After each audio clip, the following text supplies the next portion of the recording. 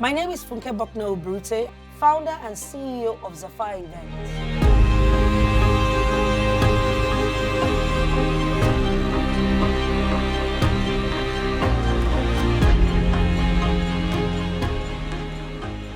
Zapphaire Events has been building in Nigeria for the past 23 years. My favorite thing about growing the brand really for me has been just seeing something that I started from nothing. Just seeing it evolve, in an industry that almost didn't exist. And then you're seeing it and you're like seeing, the various angles of it, also even in an industry that didn't exist. And then you are now like, one of the, I would say pioneer, and then you are now seeing a journey of growth. I think one of the favorite things for me is just seeing the experiences we create, the new clients we have, building a team, just seeing something that you never really thought would be this big or this recognized grow. I think that's been one of my favorite things. I studied law, and right from university, law school, I knew that law wasn't what I wanted to do, but I didn't know what I wanted to do. You know how it is. You know what you don't want to do, but I didn't know what I wanted to do. But I started planning events for my friends. I just helped one of my friends do something at an event. I saw people were always stressed out, and I felt, you know what, I can take the stress off you. And I started doing this. But when I started, I did it without collecting a dime. I just said, let me help you. I helped my friend, it was fun, honky-dory.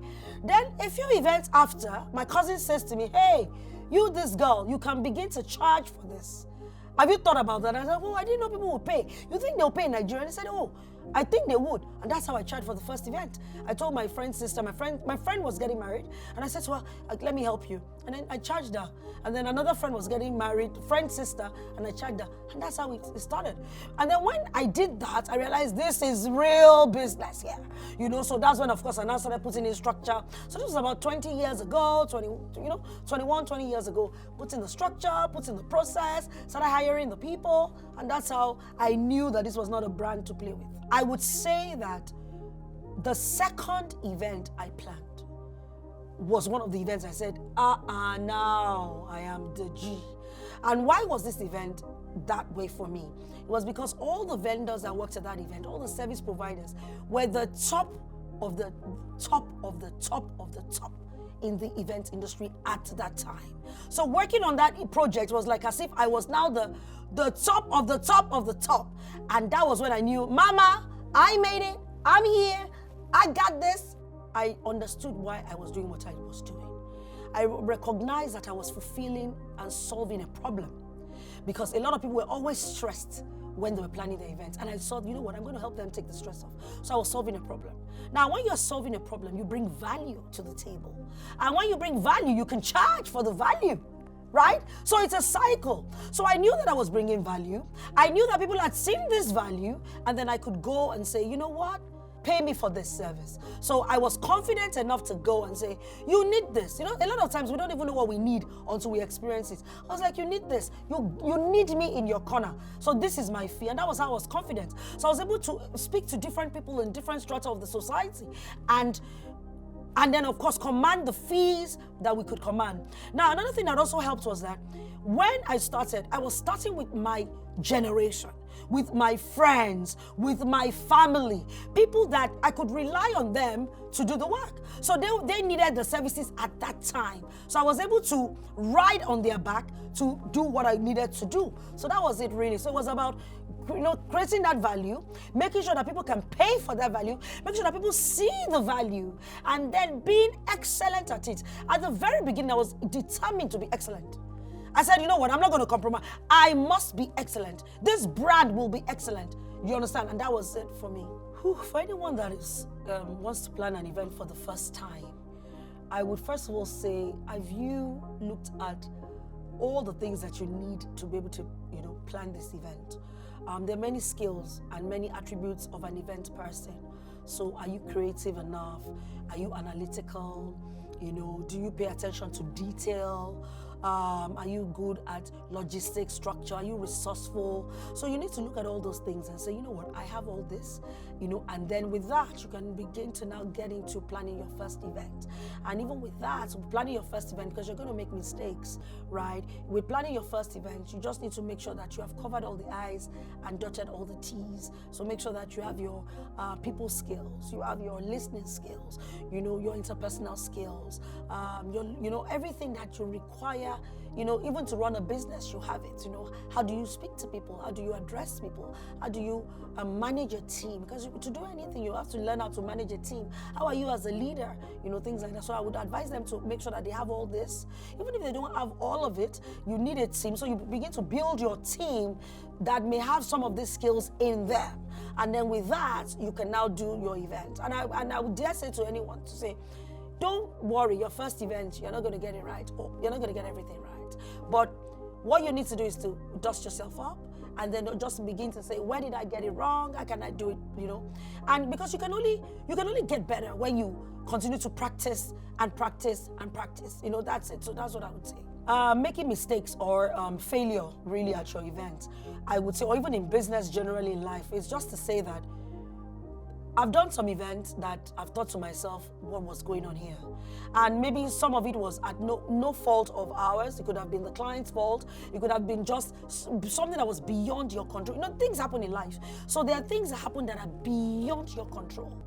Now, when something is beyond your control, what do? You begin to think and say, okay, this is happening. How do I solve it? Or how could I have done it better? So you must always reflect. You must always be retrospective. You must always look, inwards and say, what did I do?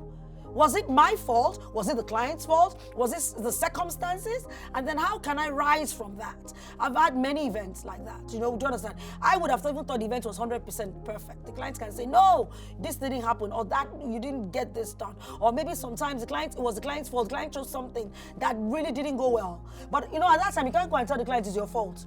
So you have to take it as the event person, because as an event entrepreneur, as an event producer, you carry everybody's burden. You carry every single thing relies on you. You are like a conductor. So if anything drops, it's your fault. So you just have to take that and say, okay, how can I do it better? Should I have communicated better with the client? Should I have, spoken to my team more? Should I have put more structure in place? Should I have anticipated? So that's why I always say that even with any event, you must always think of crisis management. Every single time, what can go wrong? A, B, C, D, E, anything can go wrong at any time, right? So, but the key thing is rising above those challenges, recognizing the challenge, don't run away from it, and then just looking at how you can solve and mitigate that challenge the next time. When someone is speaking from 23 years of experience, nobody's saying we've got it all together. But one thing is that you must never stop learning. You must continue to develop yourself. Now, I would say this. Being self-aware is so important. So recognizing your strengths, recognizing your weaknesses, recognizing the skills that you lack. Your skill gap, how do you feel that? So what do? Do I need to get coaches? Do I go online and read? Whatever the key thing is to identify your skill gap and then begin to feel the knowledge gap that you require. So, it could be watching videos. It could be, of course, getting a mentor. It could be getting a coach. It could be reading books. It could be going online, checking all the Instagram, whatever it is that you need to be able to fill that knowledge gap or fill that skill gap, you need to do it. But the key thing is to recognize that there's a gap. Because, we don't know all things. And things change. Things evolve over time. In years and years to come, every single time, every day, there's something new happening. So how are you going to ensure that you are on top of your game? It's by learning. You can never stop learning. You can never stop developing. That's very, very, very critical. One of my greatest desires in this world is to create the biggest, online physical learning platform for the event industry. I already have a training school. I already do this. I've mentored, people have interned, I've trained thousands and thousands of event professionals that have gone on to do great things. But I want to be able to do it for Africa and the world. That is really my greatest dream. For anyone that wants to, be an entrepreneur, especially a woman, I would say woman, man, but woman, of course, you know, an entrepreneur, I would say, know why you're doing what you're doing. What is your vision? What is your why? Why are you in this space? What is the reason you are being in business? Well, that's to make money. Business, making money is good, but there must be other reasons why you're doing it. And when you do find out that why, it propels you to do more. It propels you to be intentional, to be deliberate. It allows you to begin to see the potential of your business and all that you need to ensure that the business grows to where you want it to grow. So I would say know your why, really. I think that because many women have gone ahead of me and many women have held my hand and they have broken tables, they've shattered the tables, I don't see limitations. I see myself going into a room with confidence, going into a room with the backing of, you know, so many others that have gone ahead of me. To be able to get into a room and just be, you know, confident. But you know, to be confident, you need to have knowledge. To be confident, you need to be exposed. To be confident, you need to have learned. To be confident, you need to be humble. So all those things actually all count for how you get into a room, and you can tell the decision makers in the room, whether they're male, whether they're female, hey, I got this.